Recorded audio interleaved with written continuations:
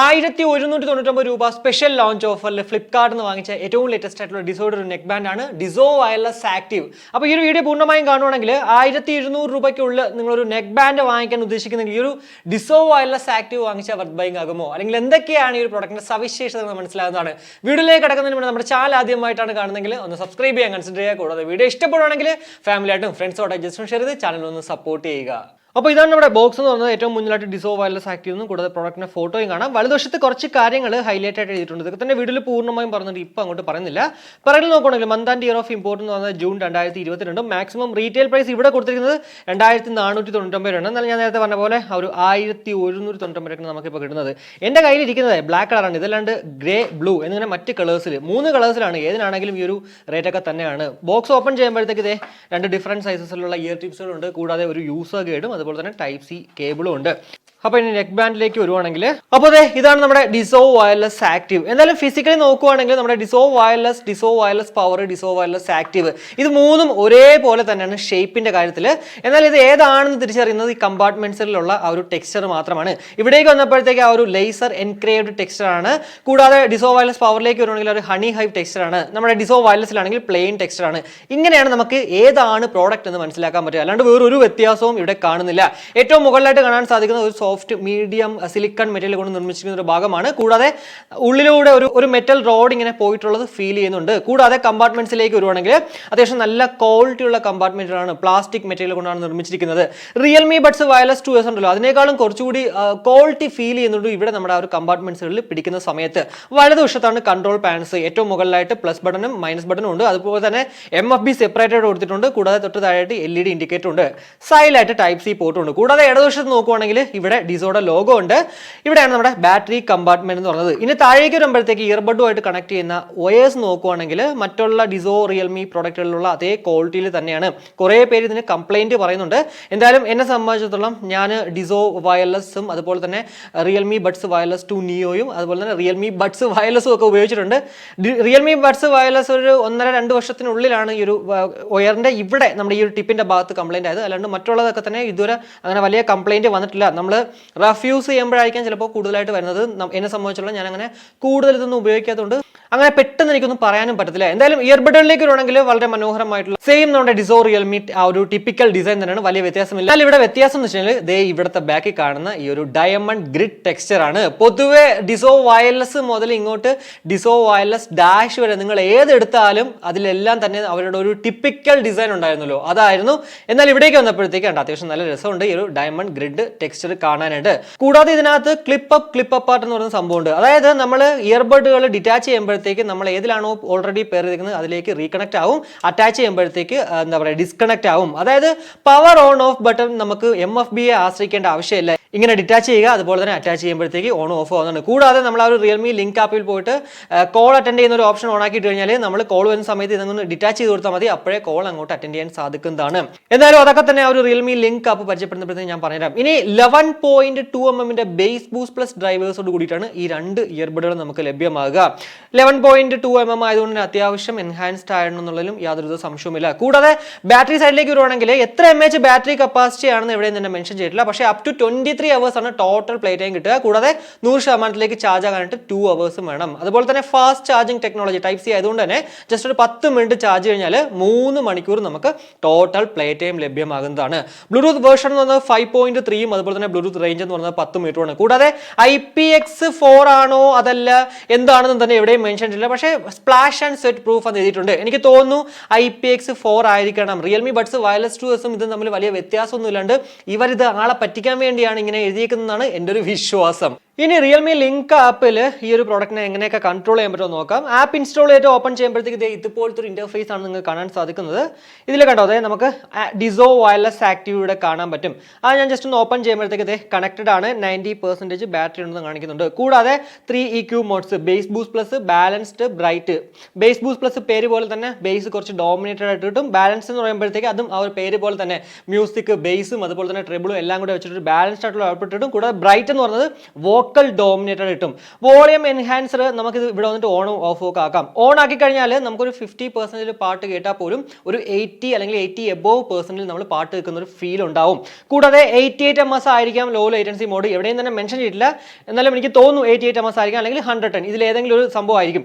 എന്തായാലും ആ ഒരു ഗെയിം മോഡ് നമുക്ക് ഇവിടെ വന്നിട്ട് ഓണും ഓഫും ആക്കാൻ പറ്റും. കൂടാതെ ഞാൻ നേരത്തെ പറഞ്ഞിട്ടുണ്ടായിരുന്നല്ലോ, ആ ഒരു ഇയർബഡുകൾ നമ്മൾ ഡിറ്റാച്ച് ചെയ്യുമ്പോഴത്തേക്ക് കോൾ എടുക്കാനായിട്ട് ഇവിടെ വന്നിട്ട് ഓപ്ഷൻ നമ്മൾ ഓൺ ആക്കി അല്ലെങ്കിൽ ഓഫ് ആക്കി ചെയ്യുക. കൂടാതെ ബട്ടൺ സെറ്റിംഗ്സിലേക്ക് പോകുകയാണെങ്കിൽ സിംഗിൾ ടാപ്പിൽ നമുക്ക് ഇപ്പോൾ പ്ലേ പോസ് ഉണ്ട്, അതുപോലെ തന്നെ കോൾ എടുക്കാനും കോൾ കട്ട് ചെയ്യാനും പറ്റും.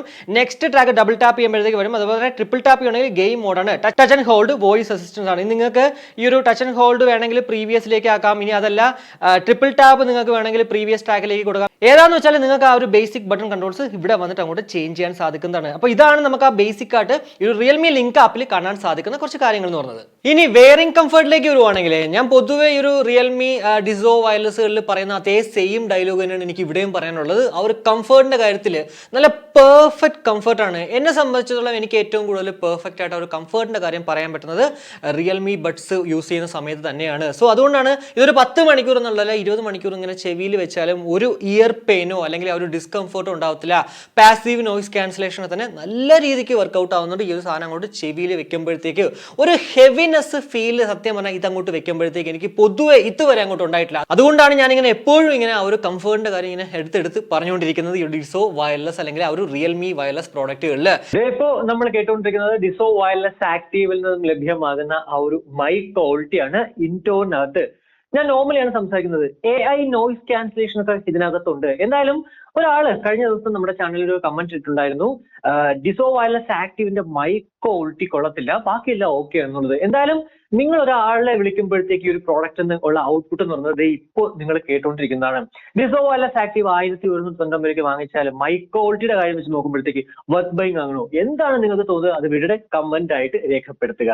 ഇനി മ്യൂസിക് ക്വാളിറ്റിയുടെ കാര്യത്തിലേക്ക് വരുവാണെങ്കിൽ ഇതിനകത്തുനിന്നുള്ള ഏതൊരു പ്രോഡക്റ്റ് ഡിസോയുടെ എടുത്തു കഴിഞ്ഞാലും അതിലൊക്കെ തന്നെ SBC കോഡക്ക് മാത്രമേ ഉള്ളൂ. അതൊരു ചെറിയൊരു വലിയ ഡ്രോബാക്ക് തന്നെയാണ്. വലുതെന്ന് പറയുമ്പോഴത്തേക്ക് ഒരു 100% പാട്ട് കേൾക്കുന്നവർക്ക് ഉറപ്പായിട്ടും അതൊരു വലിയ ഡ്രോബാക്ക് ആണ്. കാരണം നിങ്ങൾ ചില പാട്ടുകൾ 100% ഇടുമ്പോഴത്തേക്ക് ഭയങ്കരമായിട്ട് ഡിസ്ട്രാക്ഷൻ സംഭവിക്കും. പക്ഷേ നമ്മൾ AAC കോഡൊക്കെ ഉണ്ടെങ്കിൽ ആ 100% ഇട്ടാൽ പോലും നമുക്ക് ഡിസ്ട്രാക്ഷൻ, അതായത് ഒരു പതർച്ച ഇല്ലാത്ത രീതിക്ക് പാട്ടുകൾ കേൾക്കാൻ പറ്റും. ഡിസോ വയർലെസ് ആക്റ്റീവിലും ആ ഒരു സംഭവം തന്നെയാണ്. SBC ഉള്ളതുകൊണ്ട് തന്നെ ചില പാട്ടുകൾ നല്ല ഹെവി മെറ്റൽ സോങ്ങുകളൊക്കെ കേൾക്കുമ്പോഴത്തേക്ക് നമുക്ക് ആ ഒരു പതർച്ച അനുഭവിക്കുന്നുണ്ട്. എന്നാൽ നിങ്ങളൊരു 60%, അതാണ് ഇവിടെ ഒരു അഡ്വാൻറ്റേജ് പറയാനുള്ളത്. 50 അല്ല 60% നിങ്ങൾ പാട്ടിട്ടാലും നല്ല രീതിക്ക് ബേസ് ഡോമിനേറ്റഡ് ആണ്, കുറച്ച് നല്ല എൻഹാൻസ്ഡ് ആണ്. പൊതുവെ മറ്റുള്ള ഈ ഒരു ഡിസോയുടെ പ്രോഡക്റ്റുകൾ ഞാൻ ഉപയോഗിക്കുന്നതിനേക്കാളും കുറച്ചുകൂടി ബെറ്റർ ആയിട്ട് എനിക്ക് സൗണ്ട് ക്വാളിറ്റി അല്ലെങ്കിൽ മ്യൂസിക് ക്വാളിറ്റിയിൽ ഇഷ്ടപ്പെട്ടത് ഈ ഡിസോ വയർലെസ് ആക്റ്റീവ് ആണ്. കൂടാതെ കഴിഞ്ഞ ദിവസം അൺബോക്സ് റിയൽമി ബഡ്സ് വയർലെസ് 2 വെച്ച് കമ്പയർ ചെയ്യുമ്പോഴത്തേക്ക് മ്യൂസിക് ക്വാളിറ്റി ഞാൻ പറയും ഉറപ്പായിട്ടും ഈ ഒരു ഡിസോ വയർലെസ് ആക്റ്റീവ് ആണ് കുറച്ചുകൂടി ബെറ്റർ ആയിട്ടുള്ളത്. അവിടെ AAC കോഡൊക്കെ ഉണ്ടെങ്കിൽ പോലും ആ ഒരു സംഭവം സത്യം പറഞ്ഞാൽ ഇവിടെ നമ്മളൊരു 60% 70% ഇടുമ്പോഴത്തേക്ക് നമുക്കൊരു ഡ്രോബാക്ക് ആയിട്ട് തോന്നത്തില്ല. അത്രയ്ക്കും നല്ല ക്വാളിറ്റിയാണ് കേട്ടോ. ബേസ് ലെവൽ ആയിക്കോട്ടെ, നിങ്ങളൊരു ബാലൻസ്ഡ് ഔട്ട്പുട്ട് ആയിട്ടുള്ള ഒരാളായിക്കോട്ടെ, ആരാണെങ്കിലും ഈ ഒരു പ്രോഡക്റ്റ് വാങ്ങിച്ചാൽ ഒരിക്കലും ഡിസപ്പോയിന്റ് ആകത്തില്ല. കാരണം എന്ന് വെച്ചാൽ നിങ്ങളൊരു വോക്കൽ ലെവർ ആണെങ്കിൽ നമ്മുടെ ആ ഒരു റിയൽമി ലിങ്ക് ആപ്പിൽ പോയിട്ട് നിങ്ങൾക്ക് ബ്രൈറ്റിലോട്ടോ അല്ലെങ്കിൽ ബാലൻസിലോട്ടോ ഇട്ട് കഴിഞ്ഞാൽ അത്യാവശ്യം നല്ല ബേസ് ഡോമിനേറ്റ് ആവാൻ തന്നെ കിട്ടും. എന്നാൽ നിങ്ങൾ ബേസ് ഡോമിനേറ്റ് ആയിട്ട് ബേസ് ബൂസ്റ്റ് പ്ലസിലോട്ട് ഇടുകയാണെങ്കിൽ ആ ഒരു ബേസ് നല്ല ഡോമിനേറ്റ് ആയിട്ട് കിട്ടും. പിന്നെ എനിക്ക് പലപ്പോഴും തോന്നുന്നത് ഒരു 80% 90% ഇട്ട് കഴിഞ്ഞാൽ ഈ ഒരു ബേസ് ബൂസ്റ്റ് പ്ലസും നമ്മുടെ ആ ഒരു ബാലൻസ്ഡ് മോഡൊന്നും വലിയ ഡിഫറൻസ് ഒന്നുമില്ല. ഡൈനാമിക്കും എല്ലാം ഒരുപോലെയൊക്കെ തന്നെയാണ് എനിക്ക് അങ്ങോട്ട് ഫീൽ ചെയ്യുന്നത്. സോ നിങ്ങൾ എന്താണോ, നിങ്ങളൊരു ബേസ് ലെവർ ആയിക്കോട്ടെ അതല്ല വോക്കൽ ലെവർ ആയിക്കോട്ടെ, ആരാണെങ്കിലും മ്യൂസിക് ക്വാളിറ്റിയുടെ കാര്യത്തിൽ ഈ ഒരു പ്രോഡക്റ്റ് വാങ്ങിച്ചാൽ ഡിസപ്പോയിന്റഡ് ആകത്തില്ല എന്നുള്ളതിൽ യാതൊരു സംശയവുമില്ല. ഇനി നമ്മുടെ ലോ ലേറ്റൻസിലേക്ക് വരുവാണെങ്കിൽ ഞാൻ ഓൾറെഡി പറഞ്ഞിട്ടുണ്ടായിരുന്നു 88 ms ലോ ലേറ്റൻസിയാണ് നമുക്ക് ഇവിടെ കാണാൻ സാധിക്കുന്നത്. എന്തായാലും ഗെയിം മോഡ് ഞാനിപ്പോൾ ഓൺ ആക്കി വെച്ചിട്ടുണ്ട്. ജസ്റ്റ് ഒന്ന് ഓട്ടോ ഫയർ ചെയ്ത് കാണിച്ചു തരാം. ഞാൻ ഫയർ ചെയ്തിട്ട് എൻ്റെ കൈ ഇങ്ങനെ പൊക്കുമ്പോഴത്തേക്ക് എന്തുമാത്രം ആ ഒരു സൗണ്ട് സസ്റ്റെയിൻ ചെയ്യുന്നത് മാത്രം നിങ്ങൾ ജസ്റ്റ് ഒന്ന് ശ്രദ്ധിച്ചാൽ മതി കേട്ടോ.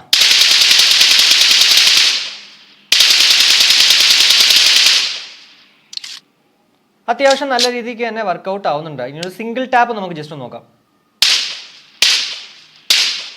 കണ്ടോ, ഞാൻ ടാപ്പ് ചെയ്യുമ്പോൾ തന്നെ ആ ഒരു സൗണ്ട് കേൾക്കുന്നുണ്ട്. അതുപോലെ കണ്ടോ,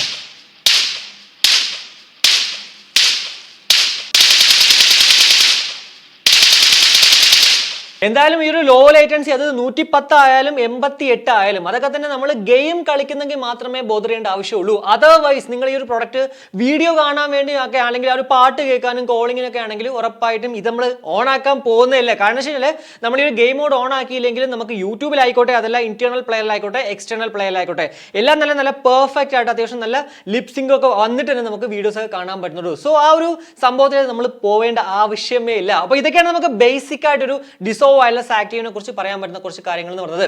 1199, അതായത് 1200 രൂപയ്ക്കുള്ളിൽ നമ്മളൊരു പ്രോഡക്റ്റ് വാങ്ങിക്കാൻ ഉദ്ദേശിക്കുന്നില്ല. ഈ ഒരു ഡിസോ വയർലെസ് ആക്റ്റീവ് വാങ്ങിച്ച വർത്ത് ബൈങ് ആകുമോ ഇല്ലയോ നിങ്ങൾ എന്നോട് ചോദിക്കുകയാണെങ്കിൽ ഞാൻ ഉറപ്പായിട്ടും പറയും 1200 രൂപയ്ക്ക് എല്ലാ സ്പെക്കും കൂടെ ഒക്കെ വെച്ച് നോക്കുമ്പോഴത്തേക്ക് ഇത് വർത്ത് തന്നെയാണ്. പിന്നെ ബേസ് ലെവർ ആണ് നിങ്ങളെങ്കിൽ ചില പാട്ടുകൾ നമ്മൾ 100% ഇടുമ്പോഴത്തേക്ക് ഡിസ്ട്രാക്ഷൻ ഉണ്ടാവും.